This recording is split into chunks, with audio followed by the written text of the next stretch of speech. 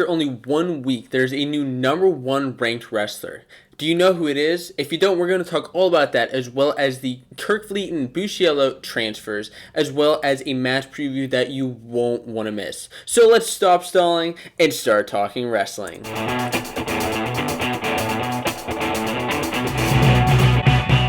What's going on, wrestling fans? My name is Josiah, and welcome to the Fanco Wrestling Show. On this show, we talk all about wrestling news, especially college wrestling news, and there is a lot of that this week, of course, because it is the first official week of college wrestling. This weekend, we have a lot of upcoming matches to look out for, especially the Camel versus Pitt match, which I will be getting into. But without further ado, let's get into the world of wrestling. So what is going on in the world of wrestling? Well, if you don't know, these are the topics that I discussed that maybe don't necessarily I want to make a full main topic, but I still think they deserve to be discussed. So the first thing that is on the topic list today is Gable Steveson. Gable Steveson, the Minnesota heavyweight, is still suspended. And the only reason I'm talking about this story, I don't like to talk about rumors and things going on around the show that may, put down a wrestler. That's just not what this show is about. But Gable Steveson right now is suspended, and it is affecting the Minnesota Gophers, which is unfortunate. There was an incident that happened over the summer, and you hate to see that happen to any wrestler, any person, and hopefully he's learned from his mistakes. Right now, the school spokesperson said that he as well as his teammate are suspended from all team activities. I don't know if that necessarily means practice or just guest speakers or what that has to do with.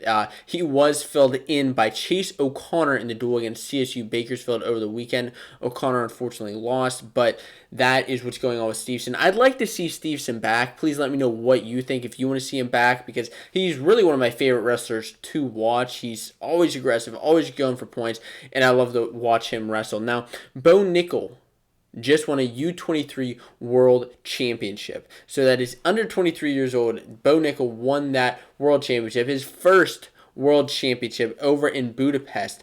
He competed at 92 kilograms, and he competed in U23 after losing to Jaden Cox at Final X in a couple of matches.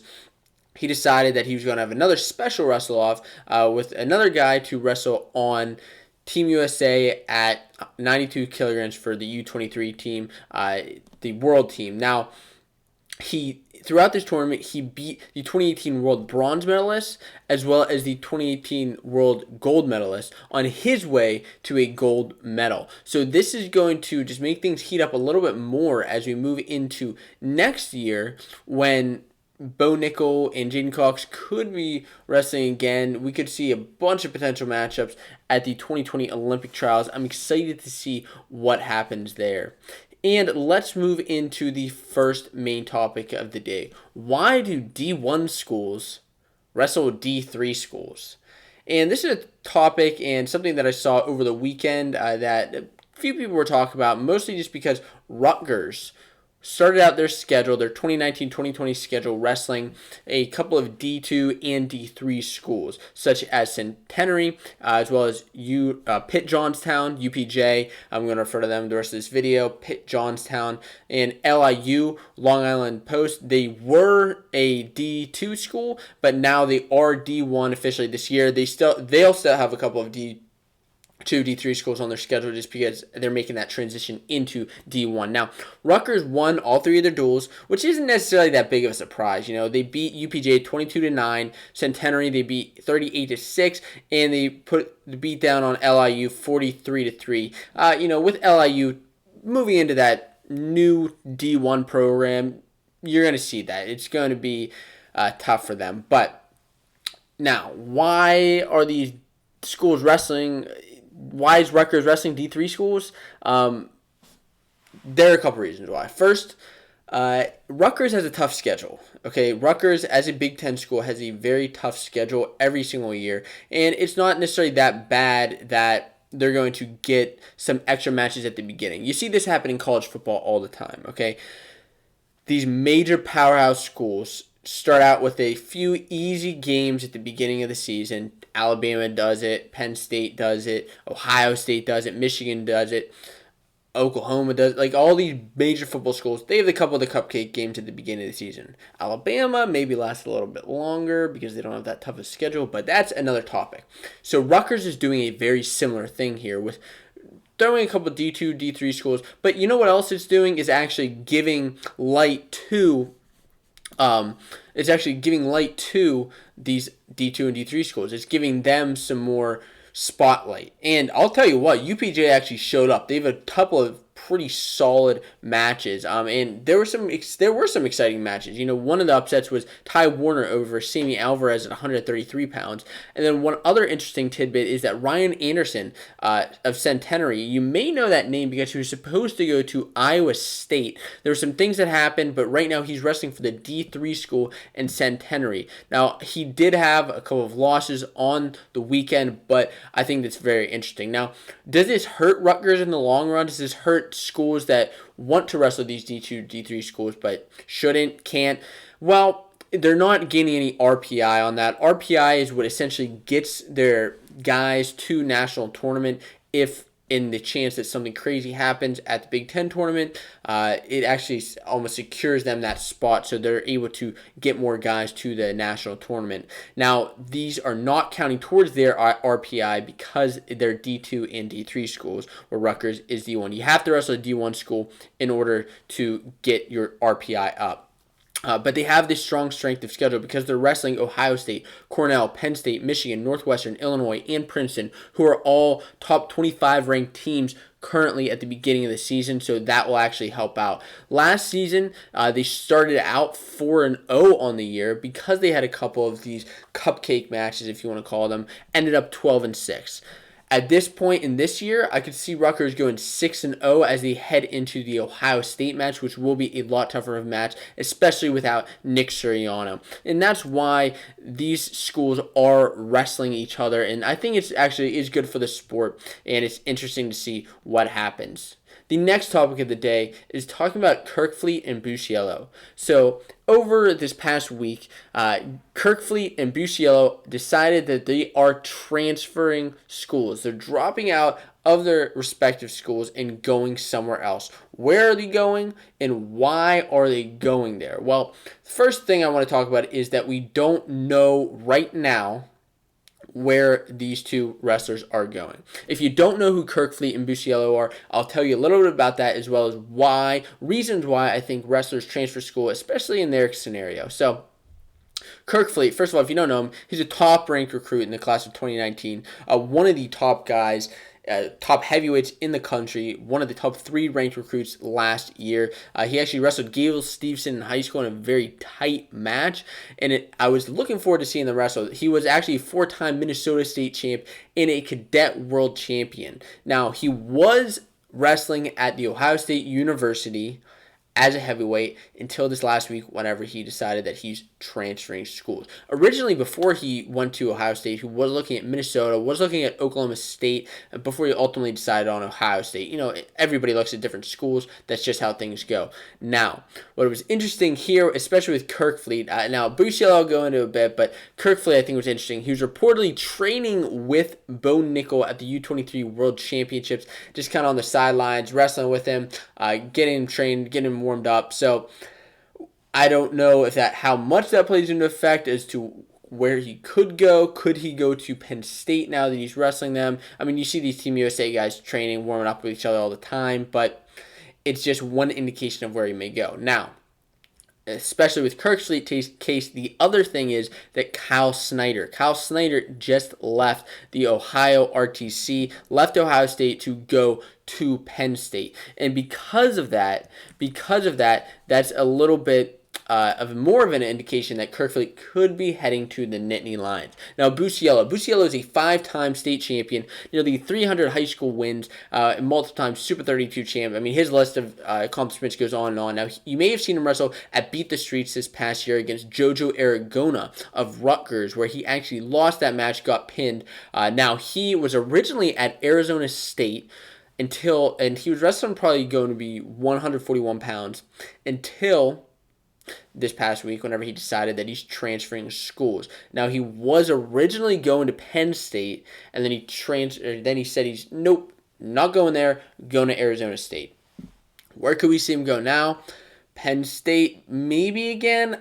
I find that unlikely that, somebody decides that he wants to go to Penn State, then no, you go to Arizona State, then he transfers back. I find that unlikely. I mean, you've seen it happen. Gavin Teasdale is one example. Thought he was going to Iowa, ended up going to Penn State, dropping out, going back to Iowa. So you could see that scenario happen. Could see him maybe at a Cornell, maybe at an Oklahoma State. I'm looking for guys who maybe in a couple of years may need that 141-pounder, and that's Adam Bushy. I don't know. There are a couple of reasons why I believe wrestlers may end up going to transfer schools. And these are the reasons why. There are 4 reasons. One, first and foremost, is money. Maybe another school is offering more money. Maybe somebody thinks that they can get more money somewhere else. I think that's why a wrestler maybe decides to go somewhere else.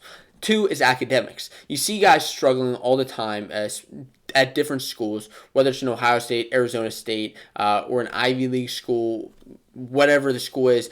Academics is tough. Moving from high school to college, maybe you don't get your act together right away. It's not that easy to get right into school, and academics could be an issue. It could play an effect into why guys transfer to somewhere else. Now, another reason why is following a teammate or a coach. You see a lot of coaches, head coaches especially, they leave a program, go somewhere else, and then you see a bunch of guys transfer in, follow after him at a different school. You could also see him following a teammate. I think this is a similar case with Kirk Fleet right here, who could be going to Penn State following a former kind of teammate, RTC teammate in Kyle Snyder. That's could likely happen. And then the 4th reason is just personal or private reasons. Stuff that I don't need to know about, stuff that I shouldn't know about, and stuff just going on in somebody's life. A similar scenario here is Nick Suriano. Nick Suriano transferred from Penn State to Rutgers. He had things going on. I think he just wanted to be closer to home, closer to his Rutgers and New Jersey fan base. And he had things going on in his private life that the wrestling fans don't necessarily need to know about and shouldn't know about. And I think there are multiple reasons why. I think a lot of people forget that these are young athletes going to school, going to college, and trying to make a living for themselves in that way. And it's not necessarily all that easy to just decide where you want to go right away. And that's the reason why a lot of wrestlers transfer. Now, the next topic of the day, and I'm going to take a sip of water before this, because talking for this long definitely can dry out my mouth. So, almost gives me that cotton mouth again, which not a huge fan of. I'm sure you wrestlers hate that cotton mouth just like I do. Now, 141 pounds. 141 pounds just became a whole lot more exciting. Now, 141 pounds was already exciting, but after this past week, when Luke Pletcher knocked off the number 1 ranked wrestler in Dimas of Oklahoma, things just heated up massively. It was an exciting weekend of wrestling, and Pletcher showed us that D1 wrestling is so much fun to watch. Now, if you're on this video, if you love wrestling, I want to invite you to go ahead and subscribe to this channel, because all season long, I'm going to be talking all about the college wrestling landscape, especially now here at 141 pounds. Now, Michigan State Open is where these two met at the beginning of the season. You don't see a lot of number 1 versus number 2, number 1 versus number 3 guys early on. And this was the case where it happened. Now, these two wrestled in the finals at the Michigan State Open. Dimas was the highest returning placer at 141 pounds. Pletcher, of course, is a 2-time All-American. 4th place he took last year. And if you don't know, Pletcher, of course, from Ohio State University. Now, Dimas showed a very strong showing throughout the entire tournament. He started out a little rough with just a decision. I believe it was in an overtime match. Ended up with a tech, a fall, and a tech again until he ultimately lost to Luke Pletcher in the tiebreaker, in the second tiebreaker, whenever he was ridden out by Luke Pletcher. Now, Pletcher had an incredible tournament with bonus point victories in every single match except his finals match against Dimas, where he went into OT. And I wouldn't expect, I would be crazy surprised if Pletcher went ahead and, scored bonus points against Dimas, but obviously that didn't happen. What I think's exciting here, what I think's interesting here is you don't usually see Pletcher scoring a lot of points. He's the guy that wins matches. I love to see him win matches. He wins matches, but he usually does keep it pretty close. And I think that was kind of not the case here. He seems to be opening up a bit. And I love to see Pletcher score some more points. It's early on in the season. He isn't necessarily wrestling all ranked guys, but the fact that he beat the number one guy is very, very exciting. The score of that match was 2-1. Now, the other thing here is we saw Pletcher and a guy named Dylan Duncan of Illinois wrestle actually previously in previous seasons when Pletcher only beat Duncan by a decision. But what's interesting here is that he just majored him. He majored him this time. He majored him at the Michigan State Open, and he's shown that he's widening that gap and moving up to 141 pounds. I think this was, fairly recent news that I was interested to see how Pletcher was actually going to do here. Well, just beat the number one guy, so that shows up. Now, the next guy that he's probably going to have to beat is, of course, Nick Lee. Nick Lee is going to be that guy that if he beats him, then he's showing real strong potential to be a national champion. Of course, Dimas beat Nick Lee last year at the national tournament, but Pletcher has yet to wrestle Nick Lee. Now, the next time they're going to wrestle is probably not going to be until the Ohio State versus Penn State duel in February. But a couple of the other competitors in the field, of course, you have Grant Leith, Mitch McKee of Minnesota. You have Tariq Wilson, who I'm very interested to see how he does this year. Max Murin is a guy at 141 from Iowa. Murin versus Pletcher, that could be very exciting. Two Pennsylvania guys wrestling at these Big Ten schools. And then Real Woods, there were a couple guys here at 141 that had some strong tournament wins, strong wins over the season. Real Woods beat Cedarian Perry at the Battle of the Citadel, and then Josh Heil actually won the Southeast Open. So all these guys in the competitors in 141 pounds are going to be exciting to see how we do this season. It's the beginning of the season, so of course we have to talk about the Hodge race. Now, the Hodge race, of course, doesn't get decided until the end of the season. Actually, after the season ends is when the Hodge Trophy gets officially rewarded. It's not like an OW of the tournament, which a lot of people think it is. A Hodge Trophy is more an entire season, and in some cases, an entire career's worth of work. Now, how did somebody win the Hodge Trophy, and who are some of my honorable mentions, and who do I think should be on this list as guys to watch for who could win the Hodge Trophy this year? Now, in order to win the Hodge, the first stat that comes into effect is your record, actually. So if you have an undefeated record, especially if you finish the season with an undefeated record, you're a strong contender. Now, there are a lot of guys who have very strong records, maybe not all go undefeated, but the second factor that goes into effect are your number of pins, your dominance in each match. So maybe you don't get the number of pins, but your dominance. So that's really showing your bonus point victories, as well as past credentials. So if you won nationals before, if you've been in the national finals, if you're an All-American, past credentials play a little bit of a fact. Quality of competition. So maybe you're majoring everybody, but you're not beating it. You're not wrestling anybody who's a top-ranked guy. I look to Alabama football because they're always ranked really high, but they don't really play anybody good. Similar thing with wrestling, although it's a little bit stricter than with the college football.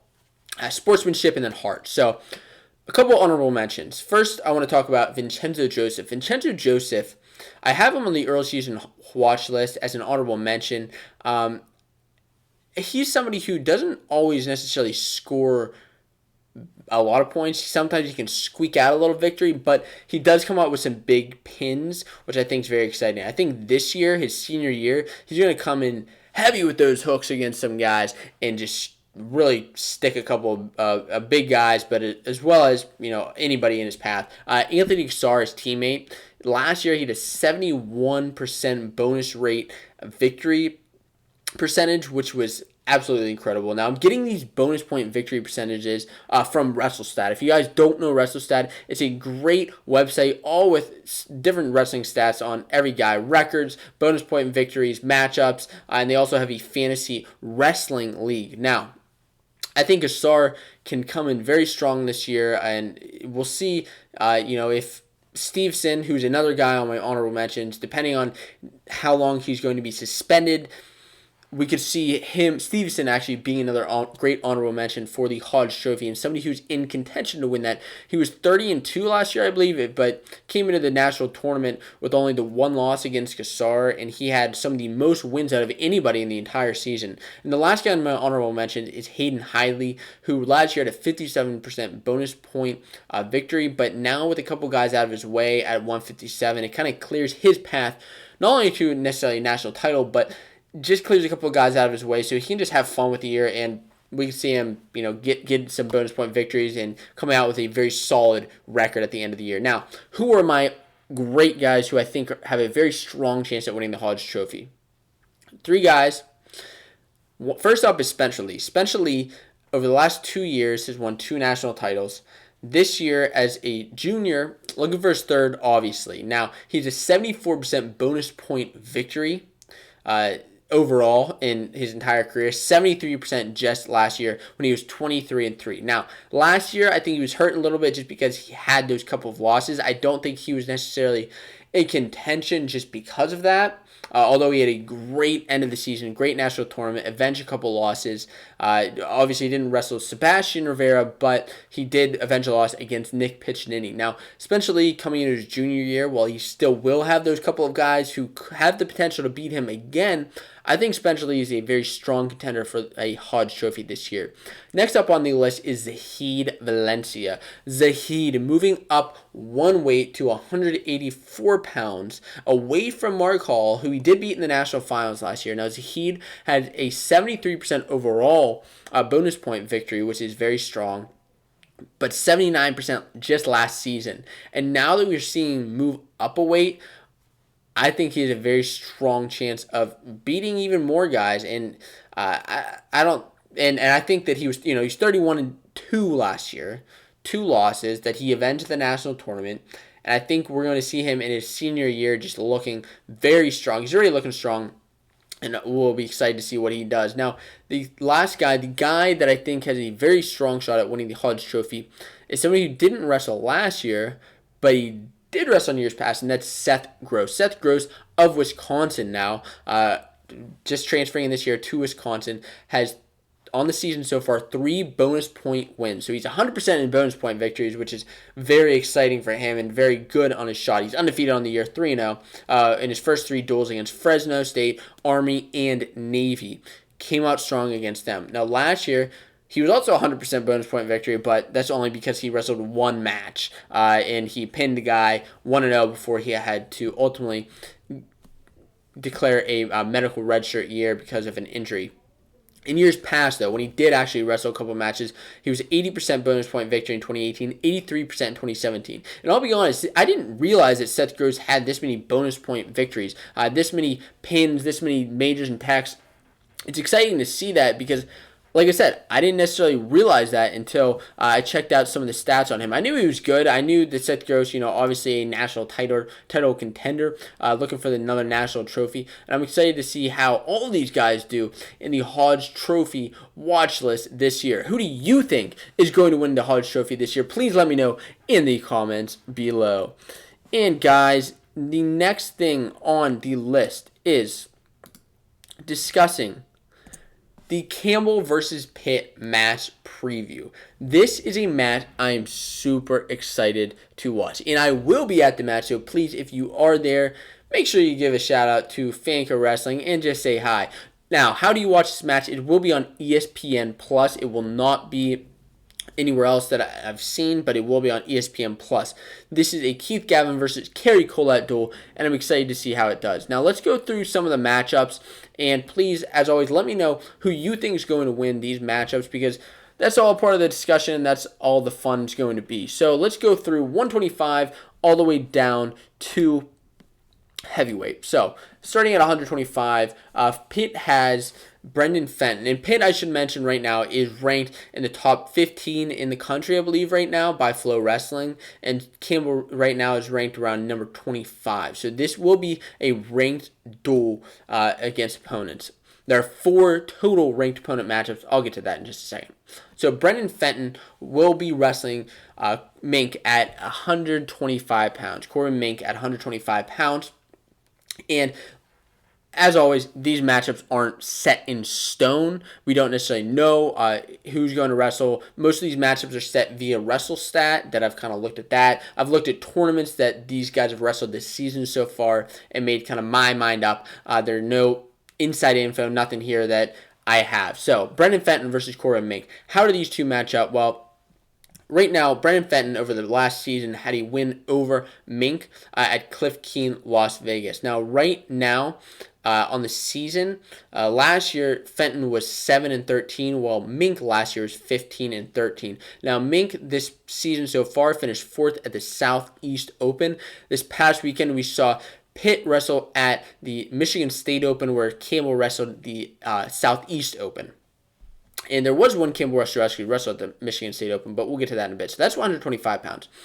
At 133, you have the number 4 ranked guy in the country from Pitt, and Mickey Philippi, who just recently won the Michigan State Open and beating Travis Petrosky in the semifinals, which is probably the best win of the tournament for him.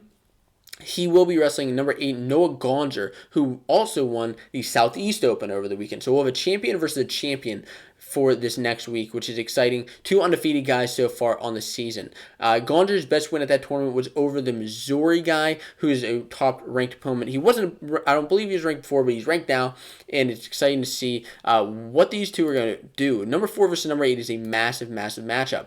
At 141 pounds, Cole Matthews is the number 21 ranked guy from Pitt, who also won the Michigan State Open, but in the freshman-sophomore division. He was 21-4 last year, so a very strong season in his redshirt year. But now he's 4-0 this season. And the other guy that's 4-0 from Campbell is actually Josh Heil. Josh Heil, the number 17 ranked guy in the country. This is looking to be a strong matchup. So 2 double-ranked guys in a row, and that's going to be very exciting to see what happens there. At 149 pounds, this is actually kind of a toss-up because you don't know exactly who's going to wrestle there. Luke Kemmer is one guy who's listed for Pitt, as well as Dallas Bolzak, who actually wrestled this last weekend at the Michigan State Open, where he took 2nd place. Now, the guys for Campbell, you have a couple guys who also wrestled this past weekend. Jason Kreiser is a guy who wrestled at 149 pounds for Campbell. Troy Nation placed 2nd at the Southeast Open for Campbell, and then Mason Smith, he was the guy who actually wrestled in the Michigan State Open, had a very close match with Kanan Storr. He ultimately lost in a sudden victory match, but you have him, Nation, at Southeast Open, runner-up, and this is looking to be a very interesting match against what's going to happen here. Now, looking at a couple common opponents, Mason Smith is actually 2-1 against common opponents for Dallas Bolzak, so that'll be interesting to see what happens there. We're halfway through the duel at 157 pounds when Taylor Romani, number 8 in the country, will be taking on either Matt DeLara or Austin Kreiser. I mentioned both of these guys. DeLara won the Southeast Open in the freshman-sophomore division, whereas Kreiser didn't wrestle this past weekend, so we'll see who ends up wrestling for the Camels. Now, as far as Romani goes, he ended up losing to Will Lewin in the Consies from Michigan after getting a few wins. So Romani, the number 8 ranked guy, is it's going to be a good matchup. At 165, a matchup that I'm very excited to see is Jake Wenzel from Pitt versus number 15 in the country, Quentin Perez. Perez just won the Southeast Open in very exciting fashion. If you guys didn't see him pin Kennedy Monday of UNC, you got to check out that match. It was a very exciting match. Now, of course, like I said, Perez won the Southeast Open, beating number 16 ranked guy Monday, as well as placing high over the West Virginia guy who's number 17 in the country. Now, he scored 43 points overall, which is a heck of a tournament. Wenzel, now, on the other hand, he placed 6th at the Michigan State Open. He ended up medical forfeiting out, so I'm not sure what his injury status is. Maybe he just wanted to kind of save himself for the duels. So we'll see what happens there. Now, these guys have both wrestled some common opponents multiple times. Clay Lott, a guy from UNC that wrestled a couple times, as well as David McFadden. So, some common opponents, some wins, some losses. I think these guys match up really well, and I'm excited to see what happens. As far as 174 goes, though, Greg Harvey versus Austin Murphy will be an interesting match to watch. They have one common opponent in Kenny Moore, where Harvey has a win over him, Austin Murphy has a loss over him, but both of those scores, I believe, were by a decision. So, anything can happen there, especially with these different styles of wrestling. At 184 is another ranked matchup, so make sure you watch out for 184 pounds when Pitt has another number 4 ranked guy, just like number 4 ranked Mickey Philippi, number 4 ranked guy in Nino Bonacorsi. Nino Bonacorsi, who I actually wrestled with growing up, a friend of mine. As well as you guys know, Brendan Price from the channel is a very good friend of the show. But Nino Bonacorsi won the Michigan State Open over this past weekend, scoring 49 points to his opponents, which was a great showing for him. Now, the other champion, of course, we don't want to forget about Campbell's Andrew Morgan, the number 22 ranked guy in the country who won the Southeast Open. So we have another champion versus champion upcoming. 2 undefeated guys clashing early on in the season. Now, Morgan, of course, placed over ranked opponent number 14 Wiseman, so he does have a win over a ranked opponent early on in the season. And Nino Bonacorsi, his 2 best wins are over Strigow and Embry of Michigan. So, good match to watch this week. Please tell me, will you be there or will you be watching? Now, at 197 pounds is another kind of a toss-up for Pitt. Not sure who's going to wrestle here.